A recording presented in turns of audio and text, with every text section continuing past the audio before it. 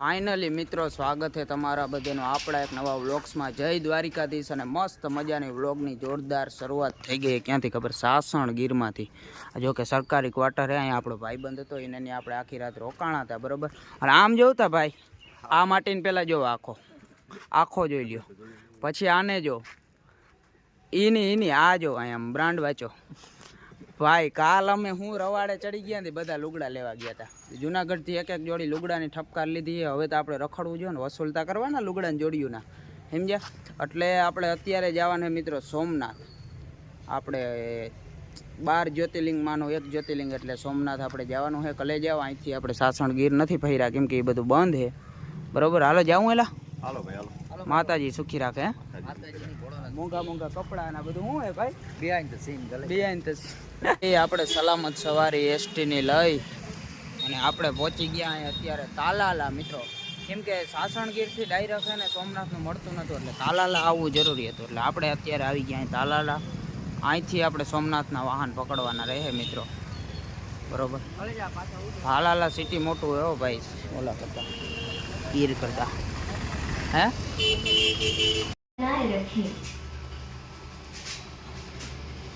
Domestic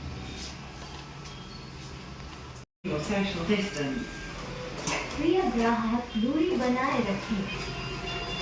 all right મિત્રો, આપણે હરતા ફરતા પહોંચી ગયા વેરાવળ મિત્રો। વેરાવળ સિટીમાં એન્ટર થઈ ગયા, સિટીમાંની બસ સ્ટેન્ડ એન્ટર થઈ ગયા। હવે અહીંયાથી જો આપણે ક્યાંની બસ પકડવા, અહીંથી ક્યાંની બસ પકડવાની? અહીંથી ભાઈ સોમનાથની બસ પકડવાની છે ભાઈ। સોમનાથની બસ કે રિક્ષા ગમે, કેમ કે 5 કિલોમીટર થાય છે, ખાલી 5 કિલોમીટર। હાલો ભાઈ 5 કિલોમીટર, બરોબર। 5 કિલોમીટર કપાઈ જાય એટલે આપણે ફાઇનલ ડેસ્ટિનેશન એટલે સોમનાથ પહોંચી જવાનું। કે લઈ જાઓ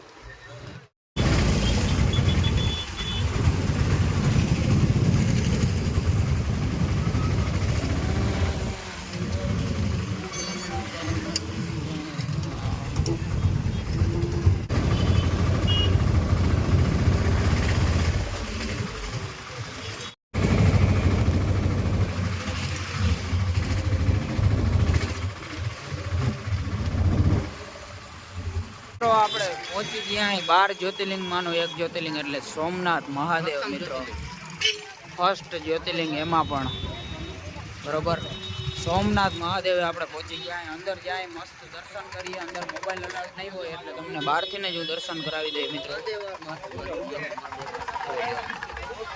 અંદર જાય હું એ હકીકત ત્યાં જઈને કહી, કેમ કે કદાચ મોબાઈલ અલાઉડ છે નહીં, મને પાકી ખબર જ છે નથી, એટલે આપણે બહારનું બતાવી દે। હું લઈ જાઉં, ટ્રાફિક એમ તો હે પણ ઓછું હોય, વાંધો નથી આવે અંદર। આપણે સરસ મજાના મંદિરે દર્શન સોમનાથ મહાદેવના કરી લીધા છે અને તમે ભાઈ કરી લ્યો અહીંથી દર્શન, કેમ કે અહીંયા દરિયાનો નહીં તો અત્યારે બંધ છે બધું, ચોમાસું હોય એટલે ત્યાં તો જઈ નહીં હકી પાછળ। તમે અહીંયાથી દર્શન કરી લ્યો ભાઈ। હર હર મહાદેવ।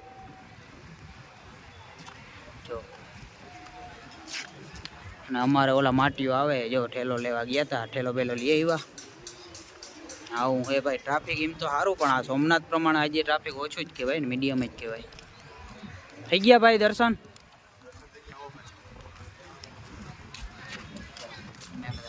સોમનાથથી વેરાવળ આવી ગયા અને સ્પેશિયલ ગુજરાતી ખાવાનું હે ભાઈ, હરખુંથી ખાવાનું હે એ ગુજરાતી ભાઈ। કેમ કે એમાં એવું હે મિત્રો, કલેજાઓ આપણે ગુજરાતી જમવા નથી કહેતી ના, હરખું પંજાબી ને એવું જ ખાઈ, એટલે આપણે આજે મસ્ત ગુજરાતી જમવાનું હે હો।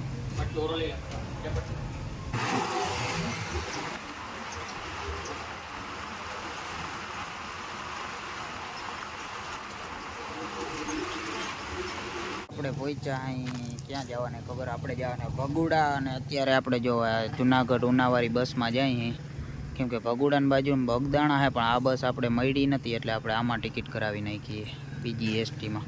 હવે વળી આપણે ક્યાંથી ઉનાથી વળી બદલાવવું પડીએ, પછી જોવાય હવે ભગુડા પહોંચ્યા તો ભગુડા જાઉં ને કે બગદાણા જાઉં ને રોકાઈ જાઉં, અને બીજે દી આપણે સવારે ભગુડા જાઉં, બાકી આપણે જવાનું હોય એ તો પાક્કું જ છે ભાઈ। જો આ બગદાણાવાળી બસ જો મેળ આવીએ ને ઉનાથી તો પાછા એમાં બેસી જાઓ।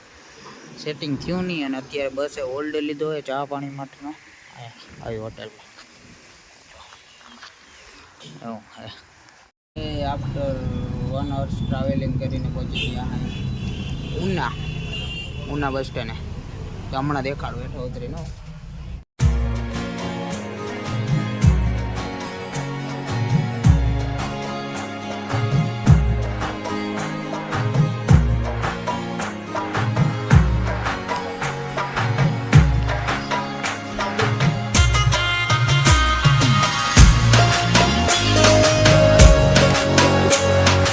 લાંબુ ટ્રાવેલિંગ કરીને આપણે પહોંચી ગયા અહીં મિત્રો બગદાણા બાપા સીતારામના રાજમાં ભાઈ આપણે પહોંચી ગયા અહીં બરોબર. અને અત્યારે આપણે જોઈએ હવે મંદિર કદાચ બંધ થઈ ગયો હવે વાગી ગયા 8:30 એટલે કદાચ મંદિર ખુલ્લું હશે તો દર્શન કરી લે હું મસ્ત, નકર પછી સવારે આરામથી કરશું. અત્યારે રાત હવે ક્યાં રહેવાનું થાય ખબર નહીં, હોટેલમાં થાય કે ખબર નહીં, આઈ ડોન્ટ નો. નહીં જ્યાં પછી ખબર પડે એવું હે જોવા બજારે. મિત્રો આપણે બગદાણા મંદિરે પહોંચી ગયા અહીં જો બાપા સીતારામના મંદિરે. અને અહીંથી ભાઈ જે નાઇટનો વ્યૂ છે ને અત્યારે દર્શન કરી આવી. મંદિર ખુલ્લું જ છે ભાઈ અને તમે કરી લ્યો દર્શન, એક નંબર વ્યૂ. તો ફાઇનલી મિત્રો આપણે મંદિરના તમે જો દર્શન કરી લ્યો ભાઈ, કેમ કે આપણે હવે બહુ ચાર્જિંગ છે નહીં. અને ભાઈ જગ્યા એટલે એક નંબર મંદિર ને